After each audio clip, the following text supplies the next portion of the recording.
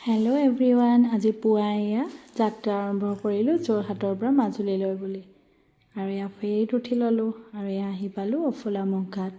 দেখিছেনে ইমান ধুনীয়া পৰিৱেশ। মোৰ মাজুলীলৈ আহি যে বহুতেই ভাল লাগে জানেনে। আৰু এয়া দেখিছেনে ৱেলকাম টু মাজুলী। আৰু এয়া আহি পালোঁ আমাৰ ঘৰ দক্ষিণপাট সত্ৰৰ ওচৰত।